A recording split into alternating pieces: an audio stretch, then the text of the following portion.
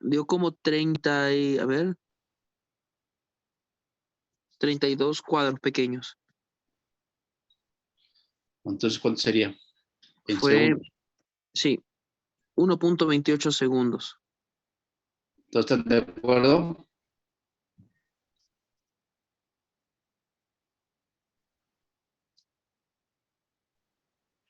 ¿Sí? Bueno, si no están diciendo nada, están de acuerdo. ¿El Sí. QT medido cuánto te dio? El QT medido me dio en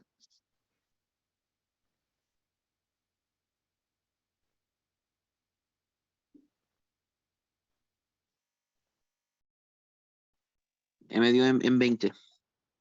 En 20 cuadros, que equivale a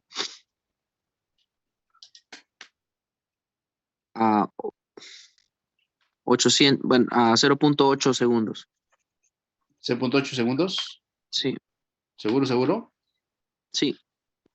¿Lo estás midiendo de dos? En dedos, doctor, sí. En el segundo complejo QRS. ¿En este? Sí, en ese.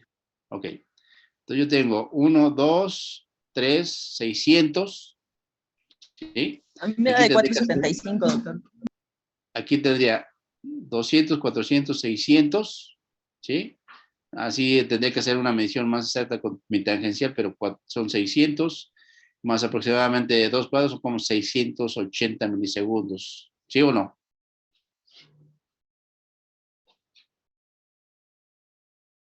Sí. ¿Sí? O sea, comienza aquí mi segmento QT. Tengo 200, 400, 600, como 680 milisegundos.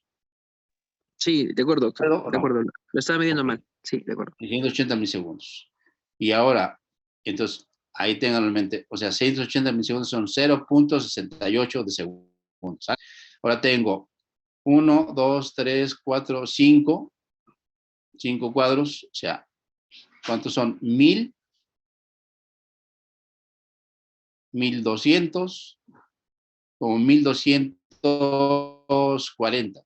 ¿Sí o no? Sí, doctor. Sí, doctor. Sí, doctor. 240. Ok. A ver. Punto medido entre raíz cuadrada de 1.2. 0.24. ¿Cuánto me da?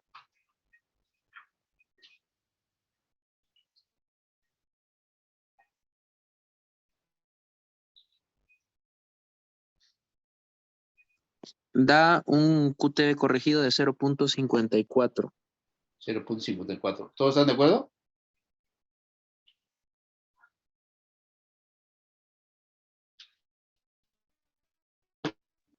Sí, doctor. Sí, doctor. Ok. Entonces, D2 y luego vamos a B5 y B6. Si ustedes se fijan, son las derivaciones que más podemos ver el QT, cómo se desplaza. Y ahorita regresamos a este electrocardiograma porque después tenemos otras características.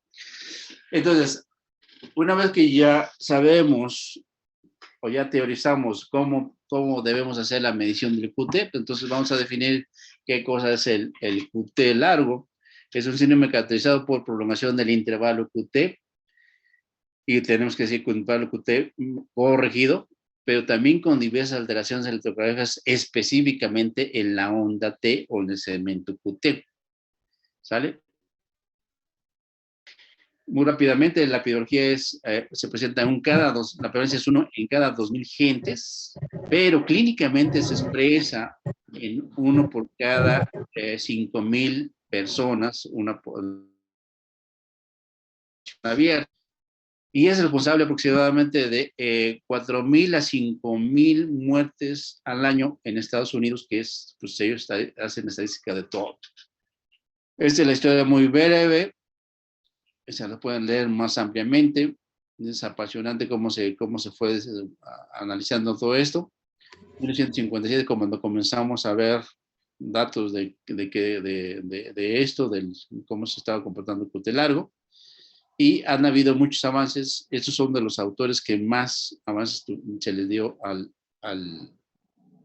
síndrome de QT largo. Entonces, ¿cuál es la etiología? se debe a mutaciones que habitualmente en este momento, al día de hoy, se manejan que son más de 500 mutaciones en cuando menos 17 genes que codifican las subunidades de los canales de sodio, de calcio y de sodio, de potasio y sodio, lo cual causa disminución de su actividad o la nulificación de ese canal. Y el QT adquirido habitualmente son por trastornos severos de electrolitos que no mueven esto.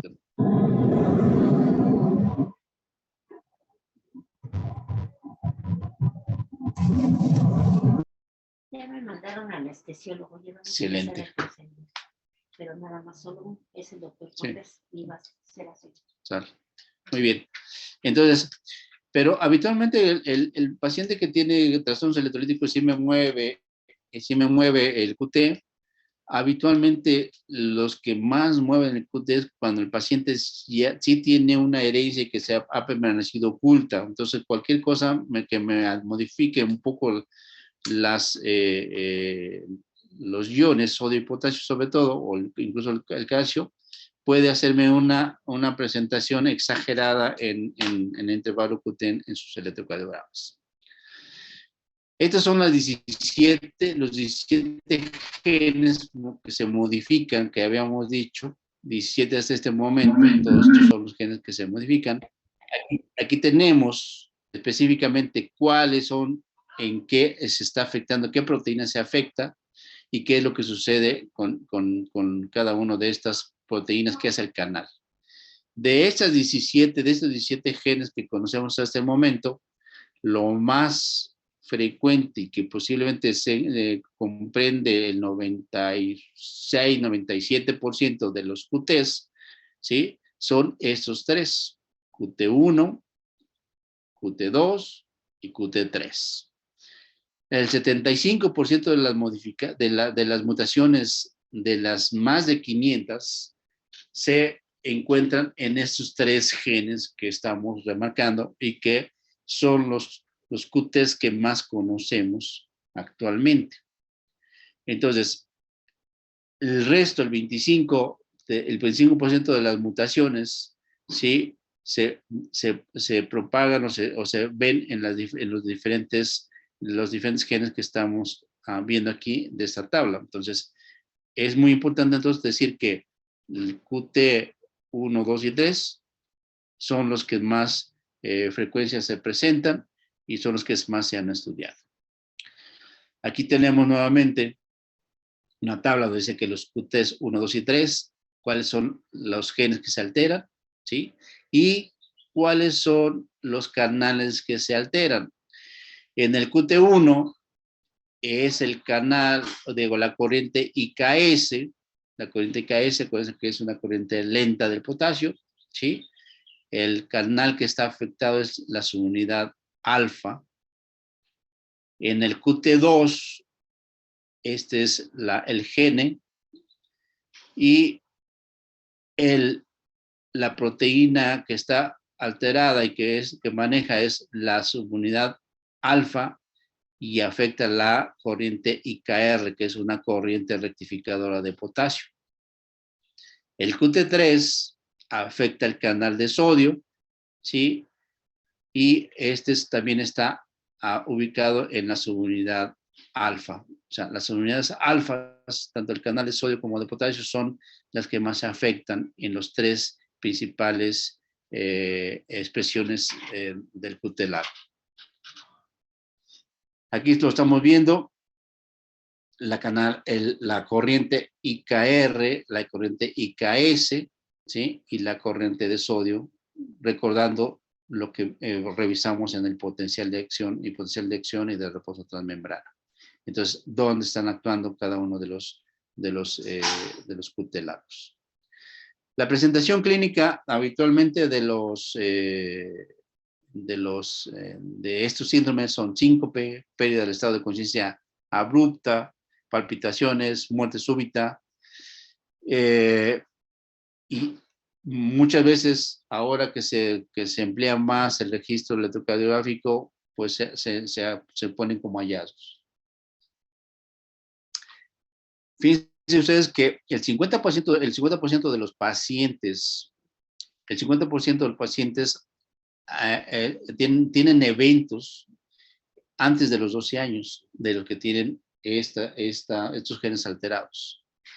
El 90% van a tener eventos antes de los 40 años. Entonces, es una presentación habitualmente de jóvenes, ¿sí? En donde vamos a encontrar esa alteración que se expresa con estas formas de síntomas que estamos viendo aquí. ¿Cómo se hace el diagnóstico? El diagnóstico lo estableció un cúmulo de puntos. El doctor Schwartz ya tiene también mucho tiempo, y donde tomó elementos electrocardiográficos, historia clínica y historia familiar. En los hallazgos electrocardiográficos vemos que el QT corregido, si es mayor de 480, tiene 3 puntos. Si está en 460 o 470, 2 puntos. Si es en hombres de 450 o más, 1 punto. Si tiene una taquicardia que se llama torcida de puntas o torsada de Points, 2 puntos. Alterancia en la onda T mellada, baja frecuencia para la edad. Y si tiene historia clínica de síncope con estrés o sin estrés, tenemos 2 puntos y 1 punto. Si hay sordera congénita, 0.5. En la historia familiar, si hay miembro de la familia con diagnóstico QT largo, ¿sí?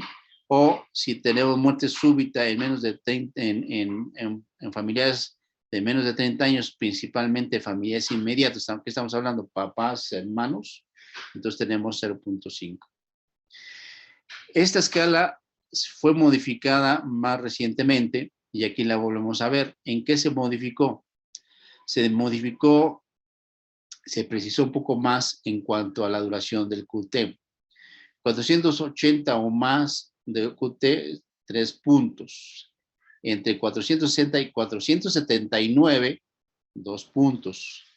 Entre 450 y 459, 1 punto, ¿sí? En hombres, no en mujeres.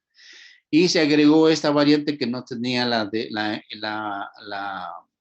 propuesta inicial de Schwartz, en donde vemos que el QT al 4º minuto de la recuperación, después de una prueba de esfuerzo, si es de mayor de 480 milisegundos, entonces estamos hablando de un QT, de un punto para hacer diagnóstico. Tiene un valor de 1 punto. La torcida de puntas, 2 puntos, y lo demás que ya vimos, alternancia en la T mellada o bífida, ¿sí? Y entonces todo esto genera la frecuencia cardíaca baja, como ya hemos visto, según la edad.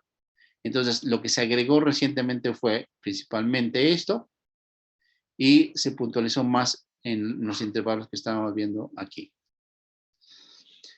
Aquí está la propuesta de diagnóstico para, en las últimas guías que se mencionó de QT largo, que son 2013, se valora el QT, medimos la duración del QT, discriminamos la onda T como ya lo habíamos visto, y si tenemos un QT medido de QT corregido de más igual de 500 milisegundos, ¿sí? Entonces en repetidos electros, no solamente en uno solo, pues tenemos alta probabilidad de tener un diagnóstico de QT largo. Después de esto, ya que hicimos el diagnóstico QT largo, pues tenemos que ir a hacer un análisis genético para tratar de establecer cuál es el gen alterado, dónde están las modificaciones. En el caso de que vemos el cálculo QT, podemos establecer un riesgo, ¿sí? Tenemos un riesgo. Si tenemos que tiene un score de más de 3.5, ¿sí? En la escala que hemos visto, tenemos un riesgo, tenemos una alta probabilidad de tener QT. Si estamos entre 1.5 y 3, tenemos una probabilidad intermedia de tener QT largo, y si nuestro score es de menos de 1, la probabilidad de tener diagnóstico QT es menor. Entonces, estos son con un puntaje mayor o igual a 3.5 de la escala que acabamos de revisar en las dos diapositivas previas, eso no es el diagnóstico de tener el QT. Pero este es nuestro diagnóstico electrocardiográfico. Después tenemos que ir a hacer nuestro diagnóstico genético y para tanto ahí tenemos que buscar a los genetistas para que nos hagan las pruebas adecuadas. Ahora, hablando desde el punto de vista morfológico de los QTs, el QT1 habitualmente va a tener una base ancha, ¿sí? El punto J comienza a alterarse prácticamente desde que se presenta y tenemos una T muy amplia, una base muy amplia. Entonces, esta es la característica electrocardiográfica del fenotipo del síndrome de QT1. El síndrome de QT3 tiene una base muy corta con un segmento QT muy aplanado, ¿sí? Y esa es la característica principal del síndrome de QT largo tipo 3. El síndrome de QT largo tipo 2 tiene algo que se llama, las T's habitualmente son bimodales o son bífidas, ¿sí? O tienen muescas. Entonces, esas son las características principales de lo que se tiene en el síndrome de QT largo tipo 2. Ahora bien, ¿qué pasa con la prueba de esfuerzo cuando nosotros sometemos a un paciente a hacer una prueba de esfuerzo? Miren, aquí tenemos síndrome de QT largo 1, 2 y el control. Entonces, en base el RR en basal y el R en ejercicio. Pero pues esto no nos interesa mucho porque no tenemos mucho problema. Y el QT corregido en el 1, ¿sí? Basal y en el pico de ejercicio. En el tipo 1 vemos que se prolonga el QT en el pico de ejercicio, en el máximo ejercicio. En el 2 vemos que prácticamente no se alarga, sino que se mantiene prácticamente igual. Y aparentemente el 3 es algo semejante. Entonces, hay otra medición que se hace, que es el TPEC, que es la medida del QT, ¿sí? Hasta la parte más alta de la T. Esta es una medición que también se ve prolongada en el síndrome QT1. Entonces, aquí estamos viendo dos ejemplos de este paper, en donde vemos basal, ¿sí? Y vemos con ejercicio. Vean cómo la T se alarga, se modifica y prácticamente se confunde con la onda P.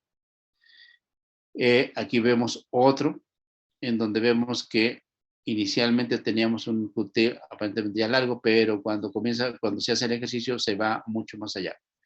Entonces, ¿qué quiere decir esto? Bueno, que con el ejercicio habitualmente vamos a tener alargamiento del QT porque tiene un efecto adrenérgico positivo, y el efecto adrenérgico positivo me hace más alteraciones sobre los canales que están alterados, que están afectándose. Aquí vamos a ver las frecuencias 1, 2 y 3. QT 35% el 1, 30% el 2, 10% el 1. La penetrancia son muy altas, más sobre todo en el 2 y en el 3. El electrocardiograma típico que ya revisamos. Habitualmente hay cambios con el ejercicio. En el tipo 1, ya cortarse, normal, y el tipo 3, supranormal. ¿Qué lo desencadena una arritmia? El ejercicio en el tipo 1. El ruido sonoro o el susto. Habitualmente lo típico es que en el tipo 2 encontremos a un paciente que está dormido, hay un ruido, una alarma, y entonces se despierta y hace un síncope o hace un paro cardíaco por este evento. En el tipo 3 es el reposo. ¿A qué edad se inician las arritmias? De niño, en la pubertad. ¿Cuáles son los que predominan? ¿Cuáles son los que tienen más riesgo? Hombres en el tipo 1 y mujeres en el tipo 2 y 3. ¿Cuál es la fisiopatología de las arritmias que se presentan? Bueno, si ya sabemos que tenemos alteraciones sobre la IKR, la IKS y la corriente de sodio, entonces, ¿qué es lo que sucede? Pues entonces lo que sucede es que el QT se prolonga y vemos aquí. Aquí tenemos todas las corrientes, una a una, cómo se puede ir afectando y cómo el QT puede estar. Pero si yo hago una combinación de que tengo alterado la corriente de sodio y la corriente de potasio, puede terminar con un QT mucho más prolongado, ¿sí? Y así puedo hacer combinaciones diferentes y voy a terminar con un QT más prolongado. ¿Qué quiere decir un QT prolongado? Quiere decir que mi repolarización se ha alargado y que por tanto voy a tener un mapa de repolarizaciones diversas en los ventrículos, en donde unas repolarizaciones ya terminaron, otras apenas están iniciando, otras están por iniciar, otras están por terminar. Entonces tengo un mosaico de repolarizaciones en todo esto. ¿A qué me da origen esta variación de la repolarización en mis ventrículos? A esto, que se llaman postpotenciales tempranos, que se presentan habitualmente durante la fase 3, ¿sí? Y esto me da origen a tener que una extrasístole y posteriormente una taquicardia, ¿sí? Desencadenada por este método de inicio de una génesis de la taquicardia. Entonces, estoy viendo aquí mi registro, digamos, de una célula, y aquí estoy viendo mi electrocardiograma de superficie, veo cómo se presentan estos postpotenciales o postdesploraciones tempranas. Entonces, nuevamente, para ilustrar esto, mis postdesploraciones tempranas que se presentan en la fase 3, al prolongarse el potencial de acción, ¿sí?, se van a presentar y van a generar aquí una respuesta rápida.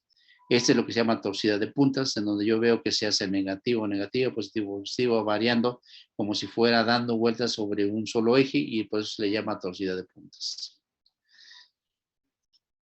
Aquí ilustramos, este es un experimento en cerditos, en donde ahora con el COVID, la hidroxicobalabina y el tratamiento que inicialmente se comenzó a dar para COVID, se comenzaron a hacer más estudios y vemos cómo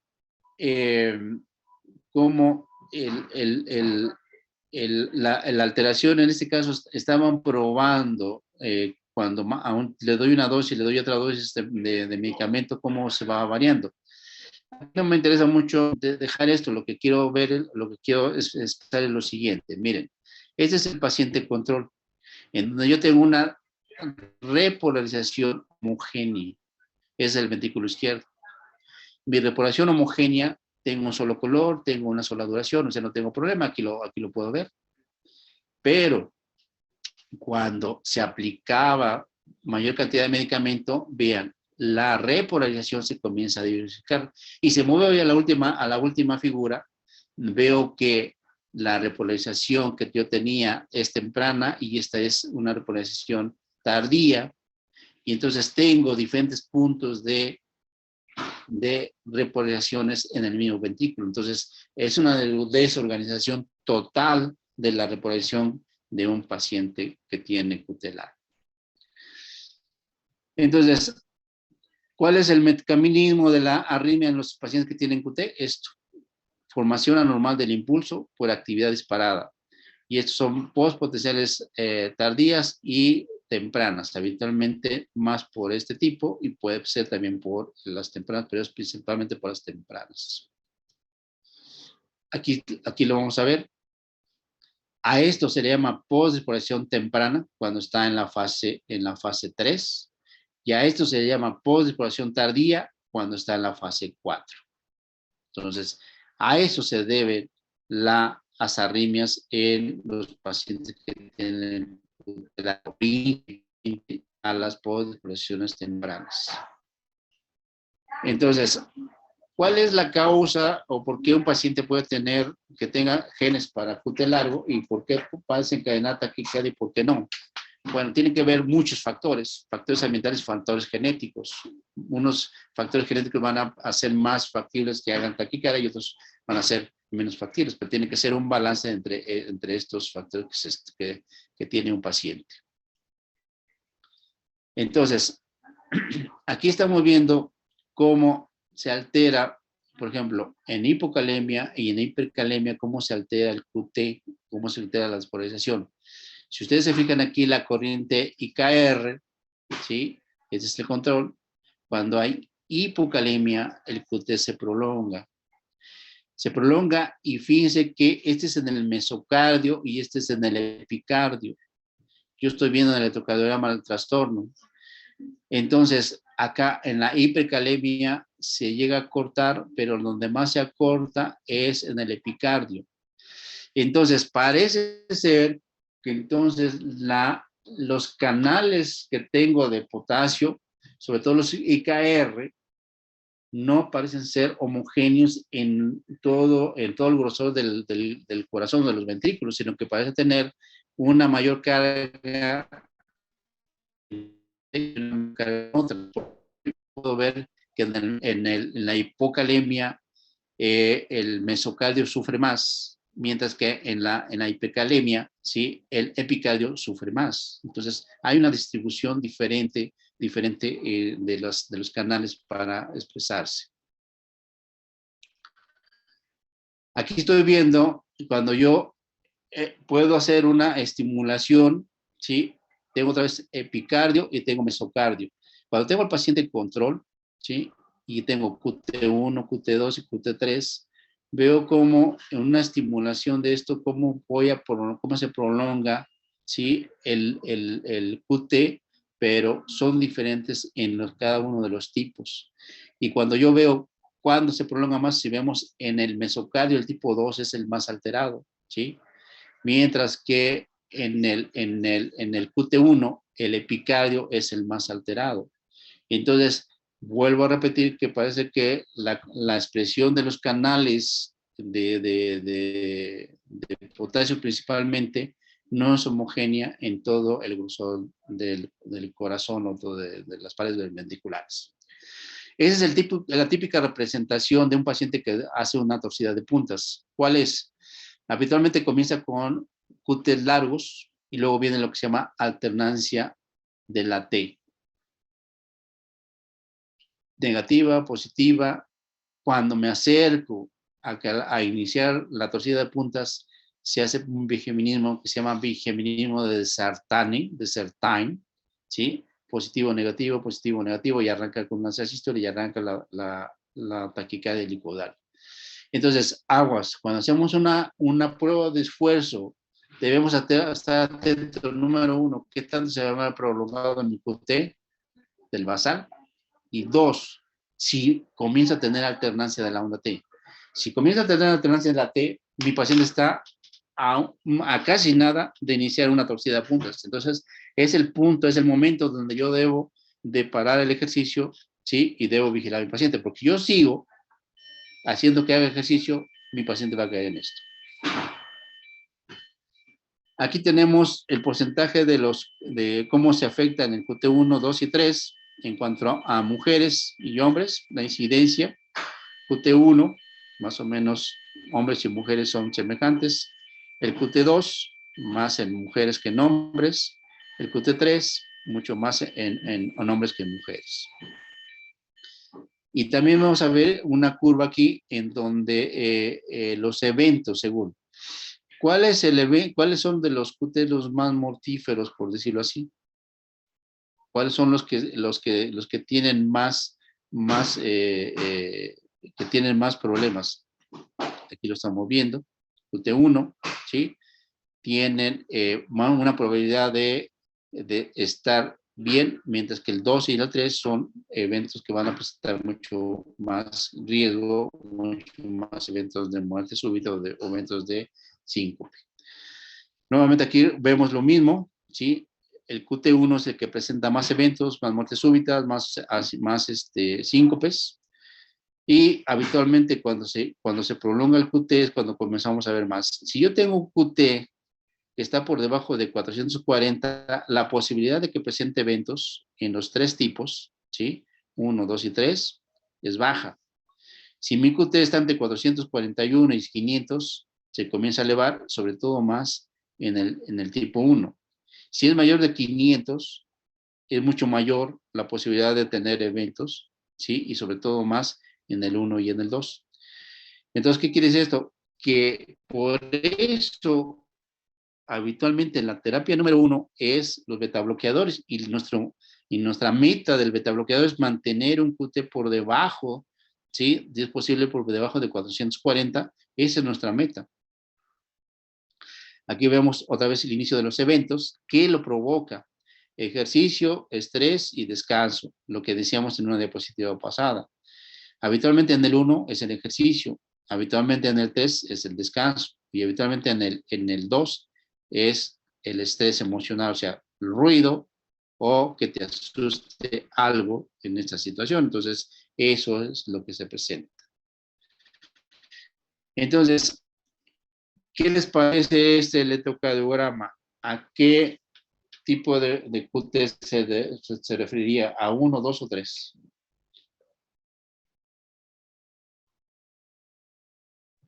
Parece un 3, doctor, por el aspecto que tiene la onda T, que es ancha, de base ancha. ¿3 o 1?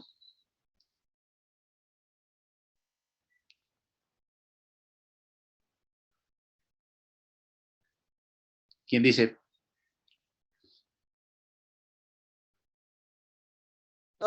Parra.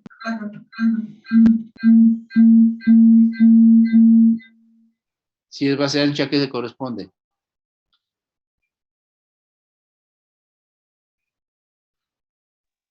Sí, ese es un tipo 1. Y pienso que es un tipo 1. Un tipo 1, base ancha, tipo 1, ¿sale?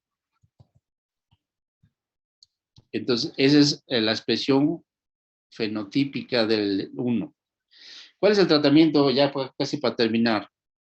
¿Cuál es el tratamiento? Beta bloqueadores, otros antiarrítmicos, denervación simpática y desfibrilador automático implantable. Aquí tenemos las guías. Una vez que tenemos el síndrome de QT largo, ¿sí? Entonces tenemos paciente que ya presentó un arresto cardíaco, o sea, un paro cardiorrespiratorio, paciente que está asintomático y que tiene factores de riesgo alto, y pacientes asintomáticos. Bueno, ¿qué hacemos con el paciente que ya presentó un paro cardiorrespiratorio que fue rescatado? Bueno, el tratamiento es beta bloqueadores y desfibrilador cardioverter con indicación clase 1. Entonces, aquí, y este es un bemol del desfibrilador. Habitualmente nosotros tenemos que hacer una programación adecuada del desfibrilador cuando lo desinfectamos. Entonces, esto cuando ya presentó un arresto es una indicación secundaria y entonces tenemos que hacer una programación adecuada que más adelante vamos a mencionar algunas cosas. El paciente, a pesar de tener betabloqueadores y tiene desfibrilador, sigue con síntomas. ¿Qué hacemos entonces? Hacemos una denervación simpática. Tiene indicación tipo 1, ¿sí?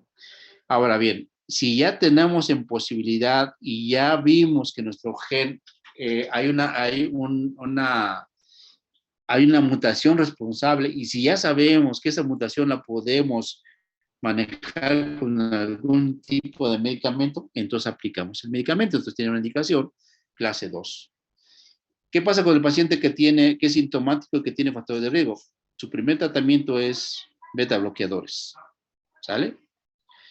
Sigue con beta bloqueadores y si el paciente sigue con síntomas o ha presentado eventos, entonces voy a tener que implantar un desfibrilador con indicación 2A. O puedo hacer no puedo implantar un desfibrilador y puedo hacer una denervación simpática. Sí, esa es mi otra posibilidad. Y finalmente tener un tratamiento dirigido. Paciente asintomático, y aquí mi punto de corte es el QT mayor o igual a 470, menor a 470. Si es mayor de 470, es beta bloqueador comunicación clase 1. Si es menor de 470, es beta bloqueador comunicación clase 2. ¿Qué pasa con los beta bloqueadores? ¿Qué es lo que sucede? Bueno, con los beta bloqueadores, según tiene la historia, es que los pacientes que tienen beta bloqueador disminuyen con mucho los eventos y mucho los eventos de muerte súbita. Aquí tenemos 3 tipos de beta bloqueadores: propanolol, metoprolol, nadolol. Aquí tenemos el QT normal. Cuando yo aplico, no tengo ningún problema en la delta del QT corregido. Cuando yo tengo un QT, digamos, borderline, aunque esa palabra de borderline podemos decir que tenemos que ser muy específicos, yo veo que cuando le doy, voy a disminuir mi QT en este porcentaje con el propanolol, con el metoprolol menos y con el nadolol un poquito más que el metoprolol. Pero si mi paciente ya tiene declarado un QT largo, veo que el efecto mejor que logro es con propanolol, ¿sí? Y se disputa el segundo lugar entre el metoprolol y el nadolol. Finalmente parece que el nadolol es el segundo betabloqueador más importante para ayudar a los pacientes que tienen QT largo, y aquí lo estamos viendo en esta representación. Realmente los pacientes que tienen metoprolol, tenemos un alto porcentaje de ser sintomáticos, mientras que los pacientes que podemos darle propanolol o nadolol, tenemos un porcentaje bajo de pacientes sintomáticos. Ya casi para terminar, la denervación simpática es una denervación muy importante. Hay estudios que se han aplicado y habitualmente la denervación ha tenido resultados buenos. Este es un reporte más reciente de lo que es la denervación. Aquí veo que tengo antes de la denervación con betabloqueadores, tratamiento con betabloqueador, y después de la ablación de la denervación simpática sin betabloqueador, los resultados son muy semejantes.